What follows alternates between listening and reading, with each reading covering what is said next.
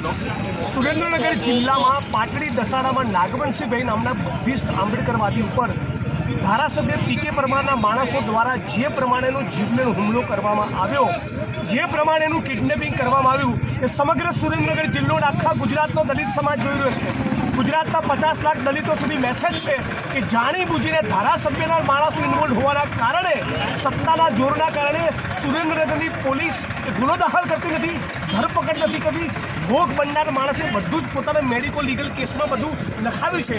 આજે વાતના આટલો દિવસો થયા છતાં જો રાજ્યની સરકાર અને સુરેન્દ્રનગર જિલ્લાની પોલીસ ગુનો દાખલ કરીને ધરપકડ કરવા ન માગતી હોય તો અત્યારે ખેડૂત આક્રોશ રેલી છે. આવનારા દિવસો મારે નવસારી સાથે મળીને દલિત આક્રોશ રેલી કરીને પલાટી પાડીને એસપી કચેરીને બેસી જવાનું થાય તો અમે એની પર ચેતવણી રાજ્યની સરકારને પોલીસને આપવા માંગીએ. આ પ્રત્યે તાબડતોબ સુરેન્દ્રનગર જિલ્લા પોલીસ વડા પ્રેમસુખ દેવનું નામ યોગ કહું છું અને પ્લીઝ આનો કોગ્નિઝન્સ લો. દલિતોને રોડ ઉપર ઉતરવા માટે મજબૂર કરશો નહીં.